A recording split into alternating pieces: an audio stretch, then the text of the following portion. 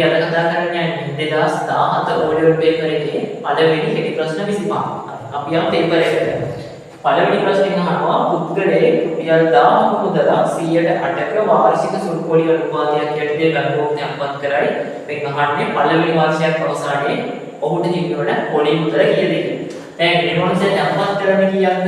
රුපියල් 1000. පොලි අනුපාත කියලා තියෙන්නේ 108යි. ඒ කියන්නේ භාගයක් විදිහට ගත්තොත් 108. මේක සුළු කරන්නේ කොහොමද? බිංදු දෙකටම බිංදු දෙකක් කැපෙනවා. මේ 10යි මේ 8 ගුණ කරලා 10 වරකට 80යි. ඒකට අවසාන උත්තරය එනවා මේ මොනසෙන් පොලි කොච්චරක් හම්බ වෙනවද? රුපියල් 80යි පොලි හම්බෙන්නේ. දෙවෙනි ප්‍රශ්නේ විදියකින් අහන්නේ රථයක් පැයට කිලෝමීටර් 30ක ඒකාකාර වේගයෙන් ගමන් කරයි. මෙම රථය කිලෝමීටර් 120ක් යන කොච්චර කාලයක් ගත වෙනවද කියලා අහන්න. පැයට කිලෝමීටර් 30ක වේගයෙන් යන්නේ. පැයට කිලෝමීටර් 30ක වේගයෙන් යන්නේ. මේකේ තේරුම තමයි පැය එකකදී කිලෝමීටර් කොච්චරක් යනවද? 30ක් යනවා කියලා කියන්නේ. අපෙන් අහන්නේ කිලෝමීටර් 120ක් යන කාලය කොච්චරක් යනවද කියලා. එතකොට මොකද කරන්නේ? ගතවන කාලය. කාලය බලන්න පුළුවන්. කිලෝමීටර් 120 බෙදනවා පැයට කිලෝමීටර් 30.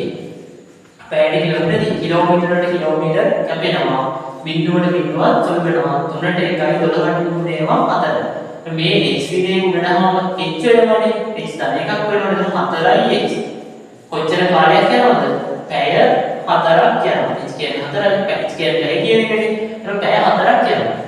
තුන්වෙනි එක ලඝු ගණනාකාරයෙන් දක්වන්නේ කියලා කියන්නේ. තුනේ පාදයට 4 සමාන 80. අපි මීට පෙර 2016 පේපර් එකේ කතා කරා. දැන් මේකේ පාදේ කවුද? මෙන්න මේ තුන තමයි පාදේ. පාදයේ තියෙන පැත්තෙන් යනවා අනිත් පැත්තට. පාදේ ගමන් කරන පැත්තටයි යනවා LOG පදේ. මේක දෙන්නේ කවුද? 4 විතරයි සමානයි LOG. මේ පැත්තේ තුනේ පාදේ ආවට තුනන තුනේ පාදයට 80 වෙනවා. මේක තමයි අවසාන උත්තරේ වෙන්නේ. 4 සමානයි log තුනේ පාදයට 80 වෙනවා. අපි හතරවෙනි ප්‍රශ්නෙට ගියොත් හතරවෙනි එකේ තියෙන වීජීය භාග දෙකක් අපි කලින් පේපර් එකේ කතා කරා. මේක තියෙන්නේ එක බෙදීම 2x අඩු කිරීම 1/4x. 1/4x හොඳයි ගානේ. අපි දන්නවා වීජීය භාග දෙකේ සාමාන්‍ය භාග උනත් එකතු කරද්දී සහ අඩු කරද්දී පොදු හරයක් ගන්න ඕනේ නේද? දැන් මෙතන තියෙන්නේ 1/2x 1/4x. එහෙනම් මෙන්න මේ උඩයියටයි ගුණ කරනවා අපි කියන දෙකේ. දෙකෙන් ගුණ කරානම් දෙවරක් දෙක 4x එකක් හැදෙනවනේ. ඒතර මේ වෙලේ පොදු හරය එනවා 4x කියන. දෙවරක් එක 2යි. අඩු කිරීම 1යි. අවසාන උත්තරේ නම් දෙකකින් එකක් ගියාම 1යි. 1/4යි x කියලා තමයි අවසාන උත්තරේ ලියන්නේ. පස්වෙනි එකට ගියාම අහන්නේ පිටේවල රූපයක් දීලා ඉන්නවා මෙහෙම. මෙතන කෝණ අංශක 9යි. මෙතන කෝණ 120යි. මෙතන b, මෙතන d, මෙතන a, මෙතන c. අපෙන් අහන්නේ ඒගොල්ලෝ DBC කෝණය. DBC මෙන්න මේ කෝණ තමයි අහන්නේ. එතකොට DBC අපි ගාව ත්‍රිකෝණ ක්‍රමයක් තියෙනවා. ඕනම ත්‍රිකෝණයක පාදයක් දික් කිරීමෙන් සෑදෙන බාහිර කෝණයගේ එහි අභ්‍යන්තර සමූහ කෝණ දෙක එකතුවට සමාන වෙනවා කියන්නේ. මේ කෝණය මේ කෝණය එකතු මෙතන සමානයි. එහෙනම් අපට DBC කෝණය හොයන්න පුළුවන්. මේ 120 මේ අනුව මොනව කරනවද? අඩු කරනවා. 120 අනුව අඩු කරනවා. ඒක උත්තරේ එනවා 30යි කියන්නේ. මේ දෙක එකතු මෙතන සමානයි. 120 අනුව අඩු කරලා මේක ඉන්න ඕනේ. ඒක DBC අපේ අංශ 30යි. හයවෙනි ප්‍රශ්නේ ගියොත් හයවෙනි එකකින් අහන්නේ මිනිස් දින ගණනක් තමයි. ඒක සමීකරණය මොකක්ද? මිනිස් ගුණ කිරීම දින සමානයි මිනිස් දින. මිනිස් ගුණ කිරීම දින සමානයි මිනිස් දින. මේක කියනවා එක්තරා වැඩක් නිම කිරීමට මිනිසුන් 10 දෙනෙකුට දින 8ක් අවශ්‍ය වේ ස්ථිරව කර ඇත. මිනිසුන් 10 දෙනෙකුට දින 8ක් අවශ්‍ය වෙනවා. එහෙනම් මිනිස් දින තියෙන 10 වරක් 8 80. ඒතර අපි කියනවා මෙම වැඩය දින 5කින් නිම කරන්න කොච්චර මිනිස්සු ගාණක් ඕනද කියලා. මෙම වැඩේ කියන්නේ මේ 80ම තමයි. දින 5කින් ඉවර කරන්න නම් මෙන්න මෙතන කොච්චර ගන්න වෙනවද? මිනිස්සු කීයක් ඕනද කියලා අහන්න. අපි 2016 වෙනිදා කතා කරා මිනිස් දින 80ක් බෙදනවා දින 5. දින වලට දින කැපෙනවා 5ට 1යි 80ටම 5 ඒවා 16යි. ඒක අවසාන උත්තරේ එනවා මිනිසුන් කීයද? මිනිසුන් 16ක් ඕන. මිනිසුන් 16ක් ඕන. ප්‍රශ්න 6ක් කතා කරලා ඉවරයි. දැන් 7 වෙනි ප්‍රශ්නෙට 7 වෙනි එකෙන් අහන්නේ උදා පොදු ගුණාකාරයක් තමයි හොයන්න කියලා තියෙන්නේ. ඒකට වීජී පද දෙක දීලා තින්නේ 2යි xy හා 4යි y වර්ගය. 2යි xy කියන කිලෝවලට මොකද වෙන්නේ? 2 ගුණ කිරීම කිරීම x ගුණ කිරීම y. 4යි y වර්ගයේ කියන එක විහිළුවට. එතන විහිළුවට කියන්නේ ප්‍රථමක සාධාරණ ගුණිතයක් විදිහට ලියවොත් වෙන්නේ 4 කියන්නේ දෙවරක් 2 ගුණ කිරීම y ගුණ කිරීම y. දැන් මෙන්න මේ දහු මොහොත පැත්ත විතරක් බලන්නේ එතකොට උදා පුදුනාකාරයේ එන්නේ උදා පුදුනාකාරයෙන් දෙකේ ඉලක්කම් වැඩිම තියෙන දෙවෙනි පේළිය y අකුණු වැඩිම තියෙන දෙවෙනි පේළිය x අකුණක් තියෙනවා පළවෙනි පේළිය. එහෙනම් උත්තරේ එක වෙලා මොකද කොහොම ටිකක් මොනව කරනවද? ගුණ කරලා දෙවරක් 2 ගුණ කිරීම x ගුණ කිරීම y ගුණ කිරීම y. උත්තර මේ අවසාන උත්තරේන දෙවරක් 2 4යි x y ගුණ කිරීම y කියන්නේ y වර්ගය. කොහොමද උත්තරේ 4යි x y වර්ගය. 8 වෙනි ප්‍රශ්නෙට ගියොත් 8 වෙනි එකෙන් අහන්නේ මූල 32 පළමු සන්නිකර්ෂණය සොයන්න. මූල 32 පළමු සන්නිකර්ෂණය 2016 පෙරවර එකේ පොඩි හැඳින්වීමක් අපි කරා සන්නිකර්ෂණය ගැන. ඒතර ඒකට උත්තර හතරක් දීලා තියෙනවා. එකක් 5.2 අනිත් එක 5.3 අනිත් එක 5.7 අනිත් එක 5.9. අපි මේ තියෙන සංඛ්‍යාවල වර්ගය අරන් බලමු. කවුද 32ට ළඟම කියලා. මම මුලින්ම ගුණ කරන්න ගත්තා 5.3. 5.3 අපි ගුණ කරලා බලමු 3 වරක් 3 9 3 වරක් 5 15 5 වරක් 3 15 වෙනම එකක් ඉදිරියේ 5 වරක් 5 25යි 26යි මේ දෙක එකතු කරොත් දෙනවා 9යි 5යි 10යි බිඳුව එකක් ඉදිරියේ 1යි 1යි 2යි 6යි 8යි මේ දෙක එකතු වෙනවා දශම ස්ථාන දෙකක් තිබෙන නිසා දෙපාරක් ඇතුළට ගන්න උත්තරය 28.0 බිඳුවයි 9යි. අපි දැන් ඊට පස්සේ ඉන්නකම ගුණ කරලා දැන් ආයි 5.2 ගුණ කරලා වැඩක් නැහැ. 5.3 ගුණ කරලා ආවේ 32ට පොඩි අරගෙන. එහෙනම් මෙහා පැත්තේ ඉන්නකම ගුණ කරලා බලමු. 5.7 5.7 7 වරක් 7 49 4ක් ඉතිරි. 7 වරක් 5 35 35යි මේ 4යි 39. 5 වරක් 7 35යි 3ක් ඉතිරි. 5 වරක් 5 25යි මේ 3යි 28යි. එකතු කරලා අපිට 9යි 9යි 5යි කරාම 14යි 1යි 3යි 1යි 4යි 4යි 8යි කියන්නේ 12න් 2 එකක් ඉදිරි දශම ස්ථාන දෙකක් මේකේ තියෙනවා. ඒක උත්තරය ආවේ 32.4යි 9යි එනවා 32 ට 9 වුණා නේද? එහෙනම් උත්තරේ එන්නේ 5.7. උත්තරේ එන්නේ 32 පළමු සන්නිකර්ෂණය එන්නේ 5.7. අපි ප්‍රශ්න 8ක් කතා කරලා ඉවරයි. අපි යන්නේ 9 වෙනි ප්‍රශ්නෙට. 9 වෙනි එකකින් අහන්නේ ත්‍රිකෝණ විදිය සම්බන්ධ ගණන් දීලා තියෙන්නේ. ඒක රූපයක් දීලා තියෙනවා. මෙන්න මෙහෙම. 9 වෙනි ප්‍රශ්නේ මෙතන ඊටා කෝණයක් දීලා තියෙනවා. මේ පාදේ 5යි 100. මෙතන පාදේ 3යි 100. මේ පාදේ 4යි 100. මෙතන අංශක 90. ඒගොල්ලෝ අහන්නේ රූපේ තියෙන තොරතුරු ඇසුරේ cos θ කියගේ. cos θ කියගේ තමයි ගන්න. අපි දන්නවා sin θ කියන්නේ කවුද? සම්මුඛ පාදයේ බෙදීම කරන. cos θ කියන්නේ කවුද? බද්ධ පාදයේ බෙදීම කරන. tan θ කියන්නේ කවුද? සම්මුඛ පාදයේ බෙදීම බද්ධ පාද. ඔය ටික අපිට ඔය අනුපාත තුන ගැන තමයි දැන් අහන්නේ ඒගොල්ලෝ මොන අනුපාතද? cos θ ගැන අහන්නේ. ඒතර බද්ධ පාදයේ බෙදීම කරන්නේ. මේ ත්‍රිකෝණයට නම් කරමු. හැමතිස්සෙම ත්‍රිකෝණයේ ඍජුකෝණයේ සමේ පාදේ කවුද? කරන්නේ. මෙන්න මේ දීලා තියෙන ටීටා කෝණයේ ඉස්සරහා ඉන්නේ සම්මුඛ පාදේ. එහෙනම් ඉතුරු වෙන්නේ කවුද? බද්ධ පාදේ. එතකොට cos θ ට අපිට ඒකට ලියන්න කියන්නේ cos θ සමානයි බද්ධ පාදයේ බෙදීම කාරණේ මේ විදිහට බද්ධ පාදයේ කීයද? බද්ධ පාදයේ කියන්නේ 3යි. කාරණේ කියන්නේ 5යි. එහෙනම් උත්තරේ තමයි 5න් 3යි කියන්නේ. උත්තරේ තමයි 5න් 3. cos θ සමානයි 5න් 3යි කියන්නේ. අපි 9ක් කතා කරලා ඉවරයි. 10 වෙනි ප්‍රශ්නේ. 10 වෙනි ප්‍රශ්නේ. 10 වෙනි එක ගන්නවා A හා B අනු LA සමානයි 5යි LB සමානයි 4යි AB සමානයි 10ක් කරන පරිදි කුලක දෙකක් නම් LA ඡේදනීය කුලකට සම්බන්ධ ගණනක් තමයි කියලා දෙන්නේ. අපි ඊට සමීකරණයක් තියෙනවා මෙන්න මේ වගේ NA මේලය B සමානයි NA ධන NB ඍණ NA ඡේදනීය B. ඔන්නෝම සමීකරණයක් අපිට 10 ශ්‍රේණියක ගන්න තියෙනවා. එතන ඒකට දීලා තියෙන මොනවද බලන්න. NA සමානයි 5යි. මෙන්න මේ NA වෙනුවට මම ලියනවා 5යි. ඊට පස්සේ NB සමානයි 7යි. එහෙනම් මෙතන මම ලියනවා 7යි. NA මේලේ B සමානයි 10යි. මෙතන 10යි. ඍණ NA ඡේදනය B. අපි ඒගොල්ලෝ හොයන්න කියලා කියන්නේ NA ඡේදනය B වල අගේ. මේක විසඳුවා අපි. 10 සමානයි 5යි 2යි 5යි 7යි කියනකම් කීයද? 12. ඍණ NA ඡේදනය B. මම මෙන්න මේ ඍණ a ඡේදනයේ b කියන එක දානවා මේ පැත්තට. ඒක ධන වෙනවනේ. මෙන්න මේ 10 මම ගාලා යනවා මේ පැත්තට. ඒක ඍණ වෙනවනේ. ඒක කියවෙන්නේ n a ඡේදනය b සමානයි 12 එහෙම තිබුණා. මේ 10 වෙනෙද්දි ඍණ 10ක් වුණා. ඒතර අවසාන උත්තරේ එනවා 12න් 10ක් අඩු කරනම 2යි කියන්නේ. මේ ඍණ a ඡේදනයේ b වොන් මෙතන ගන්නවා මුළු දානවා. මේ 10 මම නිකන් අතට ගන්නේ. ඒතර මේ 10 ඍණ 10ක් 12ට උත්තරේ එන්නේ. එතකොට උත්තරේ ඉන්නේ 2යි. 11 වෙනි ප්‍රශ්නෙට නියෝගී. ඒක දීලා තියෙන්නේ සාධක සොයන්න කියලා. සාධක සොයන්න කියන්නේ x වර්ගයේ ඉන්න 30. මෙන්න මේක තමයි සාධක හොයන්න කියන්නේ. එතන මෙතන තියෙන මොන අන්තරයක්ද? වර්ග දෙකේ අන්තරය. x වර්ගයේ ඉන්න 36 කියලා කියන්නේ කී වර්ගයද? 36 කියලා කියන්නේ 6 වර්ගය නේද? දන්නවනේ වර්ග ටික 36 කියන්නේ 6 වර්ගය. 6 වරක් 6. එතකොට වර්ග පද දෙකක් තියෙනවා මැද තියෙනවා අන්තරයක් කියන අඩු කිරීම. එහෙනම් අපිට වර්ග දෙකේ අන්තරේ සාධක ලියන්න පුළුවන්.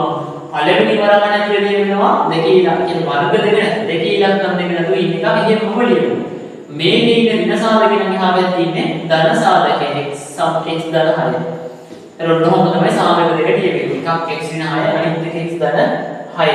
ඊට පස්සේ 12 වෙනි එකට කියවදී ඒකේ සම්භාවිතාව සම්බන්ධ ගණන් කියලා තියෙන්නේ. ඒගොල්ලෝ කියනවා ලොතරැයිපත් 100ක් පමණක් නිකුත් කර ලොතරැයිපත් 35ක් කාන්තාවන් විසින් විතර. ලොතරැයිපත් 100ක් විකුණන තැනට 35ක් කාන්තාවන් ගත්තා.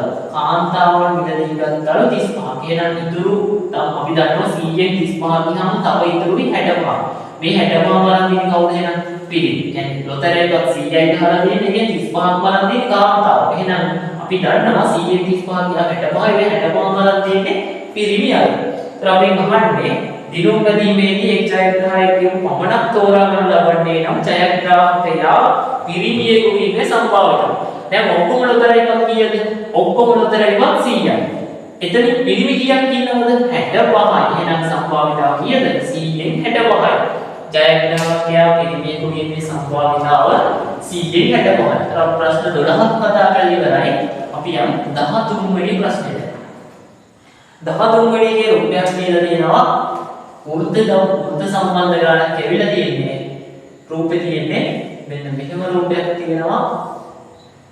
මෙතන කේන්ද්‍රය දීලා තියෙනවා O කියලා. මෙතන A, මෙතන B, මෙතන C. ඒගොල්ලෝ ගානේ කියනවා AB යන O කේන්ද්‍රයේ රූපයේ විස්කම්භය. මෙන්න මේ AB කියලා කියන්නේ විස්කම්භයක්.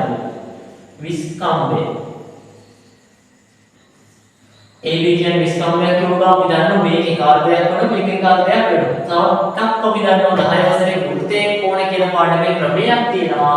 අර්ධ වෘත්තයේ කෝණය අංශය කීයද? 90. මෙන්න මෙතන කෝණය අංශක 90ක් වෙනවා. එහෙම කියලා අපිට කියනවා C ලක්ෂය වෘත්තයේ මත පිහිටයි AB සමානයි සෙන්ටිමීටර් 10යි. මෙන්න මේ AB වල දිග 10යි සෙන්ටිමීටර්. ඊට පස්සේ CB සමානයි 6යි. මේ දිග 6යි. 6යි CB.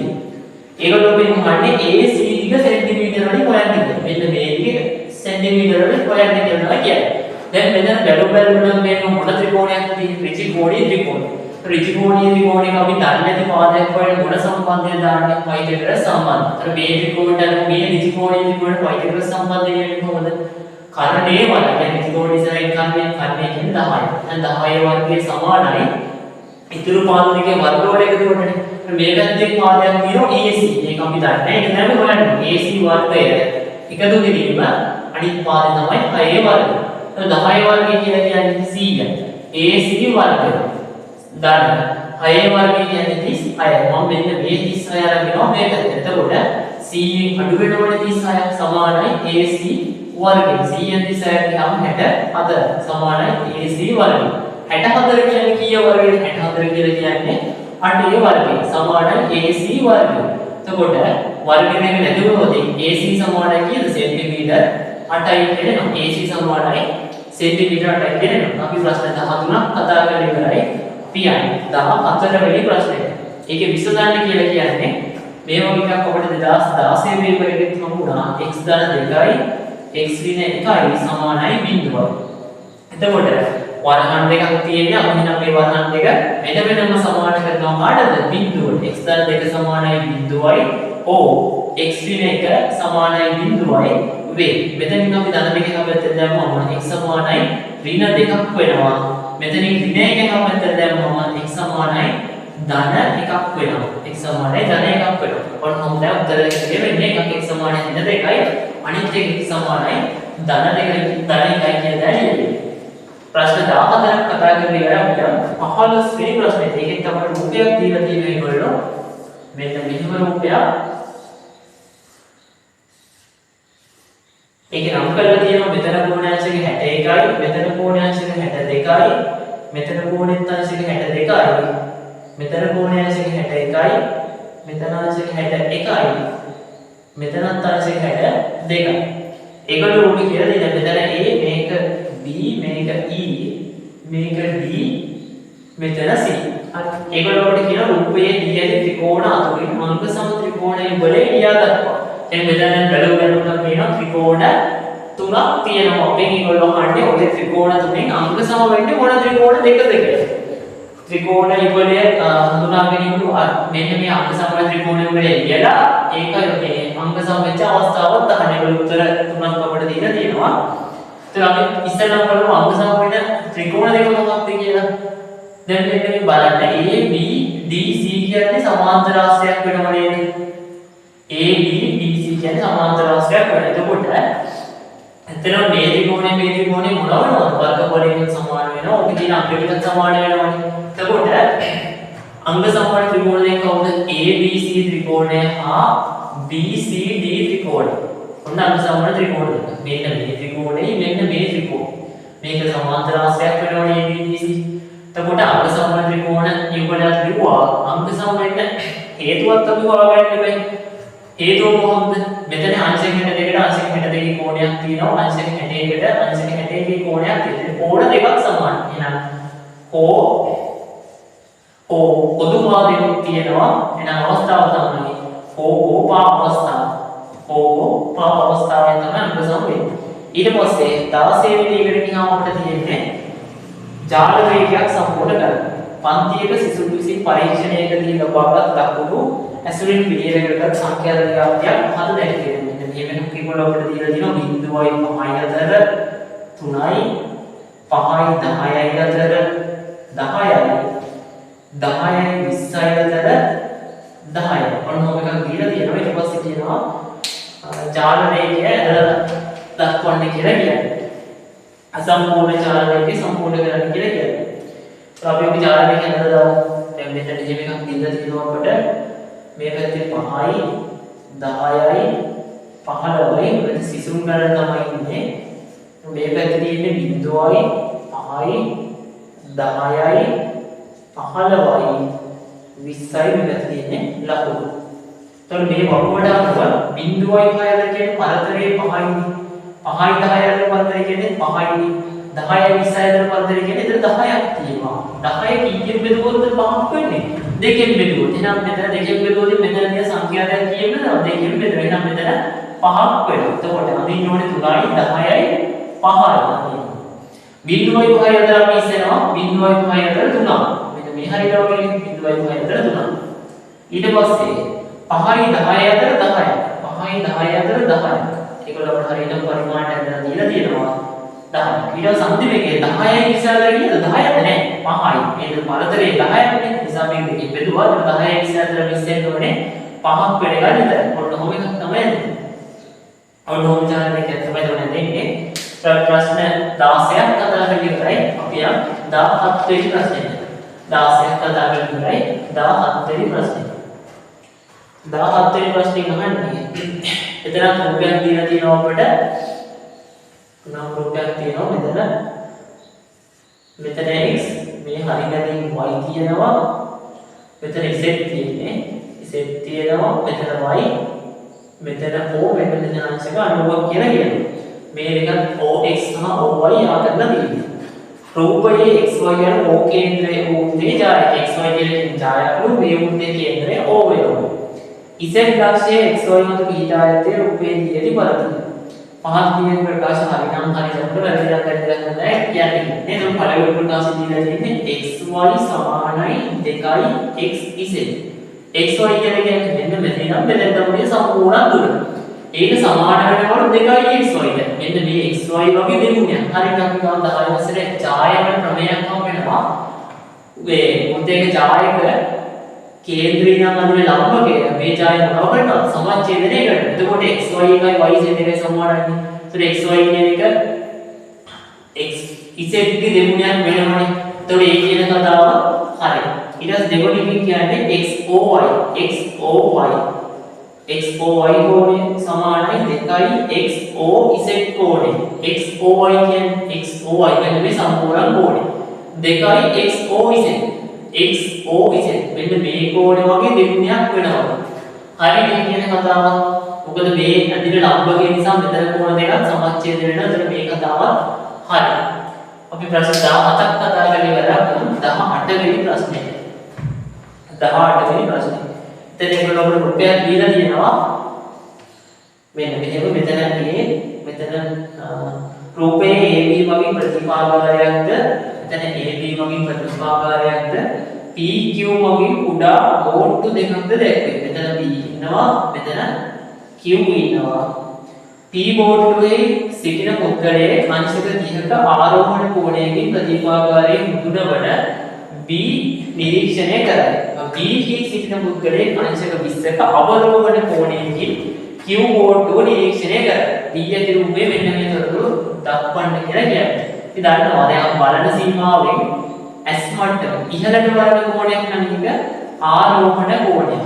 ආරෝහණ කෝණය. S මට්ටමින් පහළට බලන කෝණයක් නම් එක අවරෝහණ කෝණයක්. අවරෝහණ කෝණයක් වෙනවා. කොහොමද තියෙන්නේ? එතකොට ඒගොල්ලෝ මුලින්ම කියන්නේ අපිට P බෝට්ටුවේ සිටින පුද්ගලයෙක් අංශක 30ක ආරෝහණ කෝණයකින් ප්‍රතිපාකාරයෙන් මුදුනකට P නිරීක්ෂණය කරයි. කියන්නේ මේ මුදුන දකින ආරෝහණ කෝණය අංශක 30යි. ඔන්න හොඳට අපිට වෙනවා. ඊට පස්සේ කියනවා B හි සිටින පුද්ගලයෙක් අංශක 20ක අවරෝහණ කෝණයකින් අංශක 20ක අවරෝහණ කෝණය. කියන්නේ මෙන්න මෙතනින් එහෙම රේඛාව ගිහිල්ලා මෙතනින් 20ක් තර පල්ලෙහාට කරකෙන්නේ. ඔන්න උතරින් දැක්කම තමයි කිව්ද. මෙතන දැන් අංශක 20ක් වෙන්නේ. අංශක 20ක් වෙන්නේ. ඊට පස්සේ අපිට 19 වෙනි එකට ගියාම තියෙන අපිට න්‍යාස සම්බන්ධ ගණන් න්‍යාස දෙකක ගුණිතයක් තමයි ඒකට හම්බෙන්නේ. ඒ න්‍යාසය දීලා තියෙනවා අපිට 19. ඒ කියන න්‍යාසය දීලා තියෙන්නේ a සමානයි ඍණ 2යි ධන 2යි.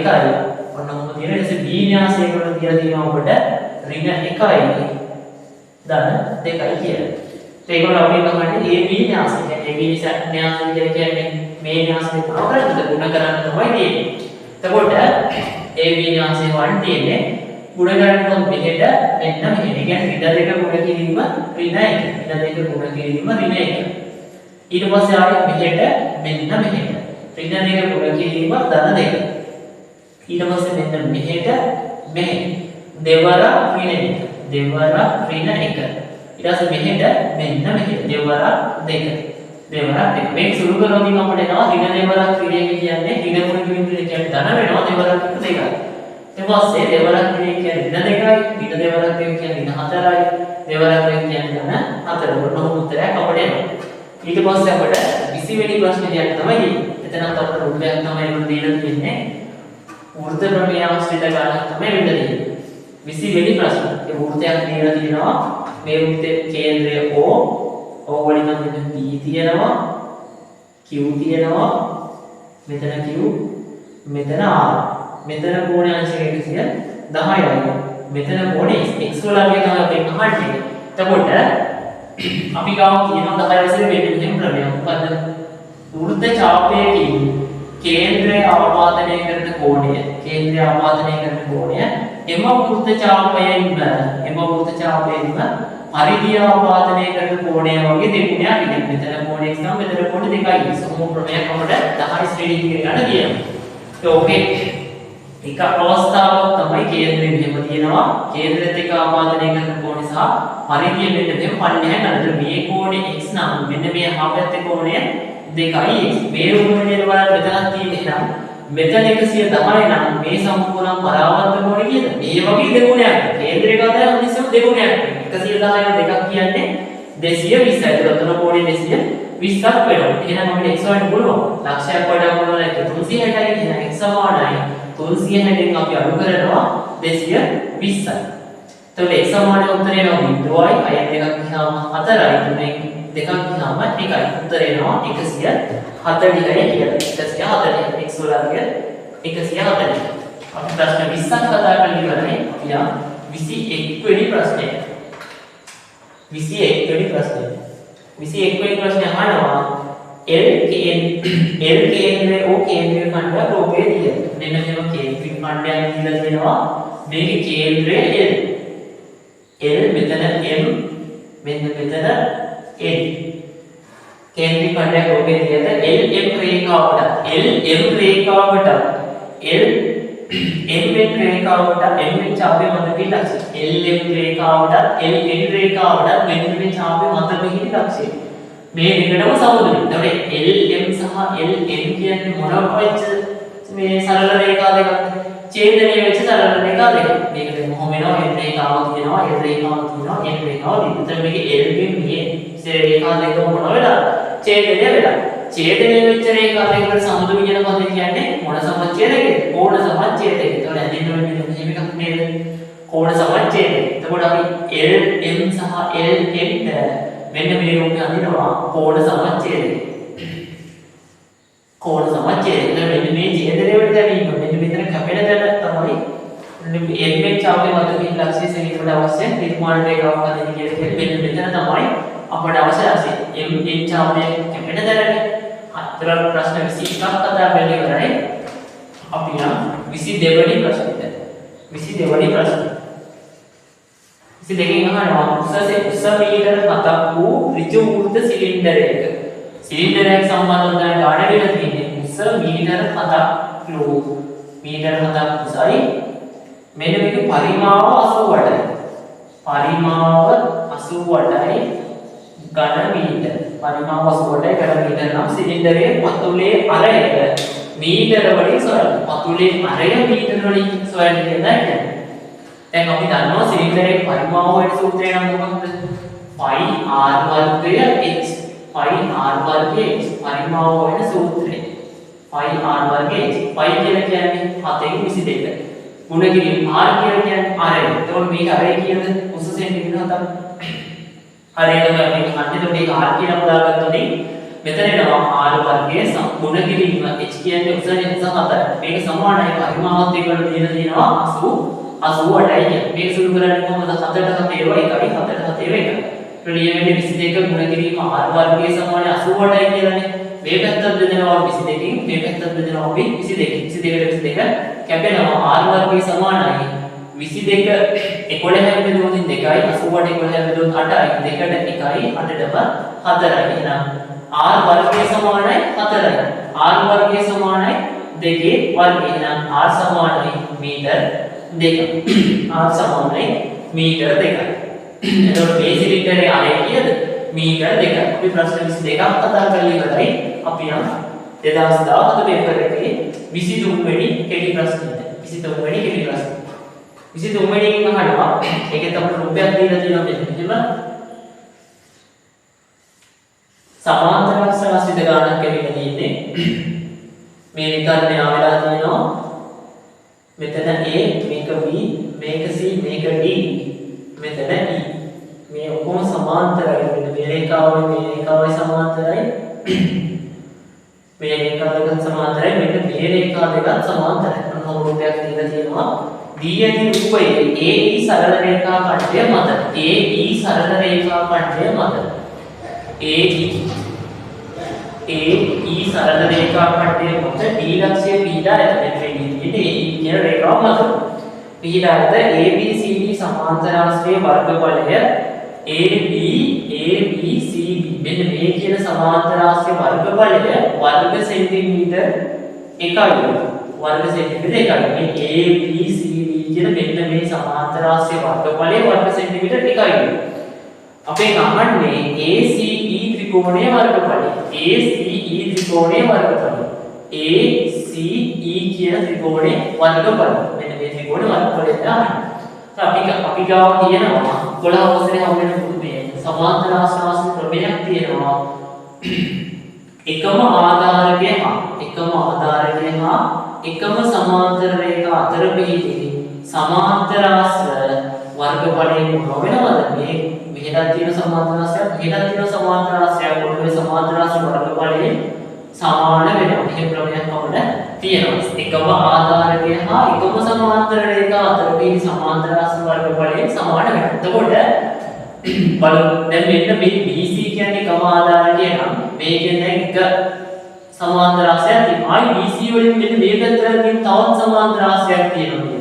එහෙනම් මේ සමාන්තර රාශිය කියන්නේ BC ED. එතන තියෙන සමාන්තර රාශියක් ඒකේ වර්ගඵලයක් කීයද? ඒකේ වර්ගඵලය වර්ග සෙන්ටිමීටර 1යි. මේකේ වර්ගඵලය වර්ග සෙන්ටිමීටර 1යි. එතකොට දැන් මේ ABCD කියන සමාන්තර රාශියේ විකර්ණයක් වෙන්න මෙහෙම කියලා දෙනවා. විකර්ණ අපි දන්නවා සමාන්තර රාශි වල විකර්ණ කියලා කියන වර්ගඵලයේ සමච්ඡේදනය. ඒ වර්ගඵලය දෙකකට බෙදෙනවා. එහෙනම් මෙන්න මේ ACB කියන ත්‍රිකෝණයේ වර්ගඵලය කීයද? 1 2කට බෙදුවම භාගයයි. මේක වර්ගඵලයේ භාගය.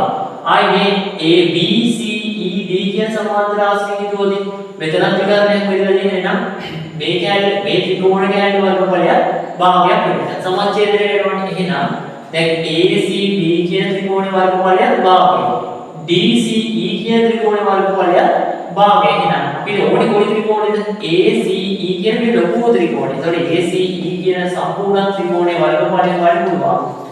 කොහොමද මේ භාගය එකතු වෙලා? ඒතර භාගයකට කියමු භාගය කියන්නේ කීයද? 1යි වර්ග සෙන්ටිමීටර කියනවා. වැඩි වර්ග සෙන්ටිමීටර 1යි. 23ක් කතා කරලා ඉතින් 24 වෙනි ප්‍රශ්නෙට ඒකේ රූපයක් අපිට දීලා තියෙනවා. වෘත්ත සම්බන්ධ ගානක් කියලා තියෙන්නේ. මෙහෙම රූපයක් තමයි තියෙන්නේ.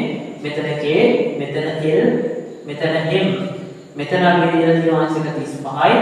මෙතන අපි අංශක 25යි. මෙන්න මෙහෙම යාවලා තියෙන දිගට මෙහෙම වෙන්න තියෙනවා. මෙන්න මේ x කෝණය තමයි ගන්න. x කියලා කියන්නේ බාහිර කෝණයක්. ඔන්නේ බාහිර කෝණයක් ගන්න. මෙතන අපිට දීලා තියෙන්නේ m කියලා. අපි x ලාගේ හොයන්න කියන්නේ මෙන්න මෙතන තියෙනවා KLM කියලා ත්‍රිකෝණයක්. අපි දන්නවා ත්‍රිකෝණයක අභ්‍යන්තර කෝණ ලයින් කියද 180යි. නම් අපිට මෙතන L කෝණ හොයන්න පුළුවන් නේද? අපි ලියන්න හැකි KLM සමාන KLM සමානයි 180 මේ දෙක එකතු කරලා අඩු කරන්න කර්මයෙන් 180 අඩු වෙනවා 180 අඩු වෙනවා 25යි 35යි එකතු කරාම 60යි 25යි 35යි එකතු කරාම 60යි. ඒතර 180 60ක් අඩු කරාම KLM කියන කෝණය අගේනවා 180 මෙතන ගියාම 120යි කියන්නේ මෙතන කෝණය අගේ අංශක 120යි. අපි 2016 පේපර් එකේ කතා කරා වෘත්ත චතුරස්‍රයක පාදයක් දික් කිරීමෙන් සෑදෙන බාහිර කෝණය අගේ එහි අභ්‍යන්තර සමග කෝණය අගේ සමානයි කියන ක්‍රමයක් අපිට තියෙනවා. එතකොට මේ KLM කියන්නේ මොන චතුරස්‍රයද? වෘත්ත චතුරස්‍රය. KLM පාදය තමයි දික් කරා මේ x කෝණය හැදලා තියෙනවා. වෘත්ත චතුරස්‍රයක පාදයක් දික් කිරීමෙන් සෑදෙන බාහිර කෝණය අගේ එහි අභ්‍යන්තර සමග කෝණය අගේ සමානයි. එකපාරම ලියලා දැන් x සමානයි අංශක 120යි කියන්නේ. x සමානයි අංශක 120යි කියන්නේ. ඔන්න අපි කෙටි ප්‍රශ්න 24ක් කතා කරලා ඉවරයි. අපි අවසාන කෙටි ප්‍රශ්නෙට 25 වෙනි කෙටි ප්‍රශ්න. 25 වෙනි එකෙන් අහනවා ප්‍රස්ථාරයක් අපිට දීලා තියෙන්නේ. ප්‍රස්ථාරය තමයි මේ මෙහෙම රේඛාවක් කියලා තියෙනවා. මෙතන b කියලා එකක් තියෙනවා. b වල ඛණ්ඩාංක වල කියලා තියෙනවා 2 බිඳුවයි කියලා. මෙතන a කියන ලක්ෂයක් තියෙනවා. a වල ඛණ්ඩාංක වල කියලා තියෙනවා බිඳුවේ 3යි කියලා. මේ තියෙන්නේ y, මේ තියෙන්නේ x. මෙතන තියෙන්නේ බිඳුවේ බිඳුව. අපෙන් අහන්නේ රූපයේ A හා B ලක්ෂ හරහා යන සරල මෙන්න මේ සරල රේඛාවේ අනුක්‍රමණය. අපි 16 පේපර් එකේ කතා කරලා අනුක්‍රමණය කොහොමද කියලා අනුක්‍රමණය සාමාන්‍යකරණය කියන දෙකම ගැන අපි කතා කරා. අනුක්‍රමණය හොයන්නේ සමීකරණයක් තියෙනවා. අනුක්‍රමණය සමාන අනුක්‍රමණය කියන්නේ m නේ. අනුක්‍රමණය සමානයි y ඛණ්ඩාංක වෙනස බෙදීම මොන ඛණ්ඩාංක වෙනසද? x ඛණ්ඩාංක වෙනස. x ඛණ්ඩාංක වෙනස. දැන් y ඛණ්ඩාංක වෙනස කියන අපි දන්න මේ දින දින අපිට ඛණ්ඩාංකයක්නේ. මේ සරල රේඛාවේ හැමදේ දැන් දෙකකින් අපි ඛණ්ඩාංක දෙකක් ගන්නවා. අපිට දැන් ගන්න දෙයක් නැහැ. ඒගොල්ලෝ අපිට ඛණ්ඩාංක දෙකක් දීලා තියෙනවා. මේ දීලා තියෙන x අගයක්, මේ තියෙන y අගයක්, මේ තියෙන x අගයක් y අගයක්. ඛණ්ඩාංකයෙන් දෙන්න අපි ඉතින් මුලින් දෙන්නේ අනිවාර්යෙන් x අගය. එතකොට y ඛණ්ඩාංක වෙනස කියන්නේ අඩු කරන්නේ අපි මේ පැත්තට අඩු කරමු. එතකොට බිඳුවෙන් අඩු වෙනවා 3. බිඳුවෙන් අඩු වෙනවා 3. x ඛණ්ඩාංක වෙනස ඒ පැත්තටම තමයි ගන්න ඕනේ. එතකොට දෙකකින් අඩු වෙනවා බිඳුවක්. දෙකකින් අඩු වෙනවා බිඳුව. බිඳුවෙන් 3ක් අඩු කරාම ඍණ 3යි. දෙකෙන් බිඳුවක් අඩු කරාම ධන 2යි. එතකොට උත්තරේ එන්නේ ඍණ 3 බෙදීම 2යි කියන්නේ. ඔන්න අනුක්‍රමය අපි කියනවා. එහෙනම් දැන් n කියන එක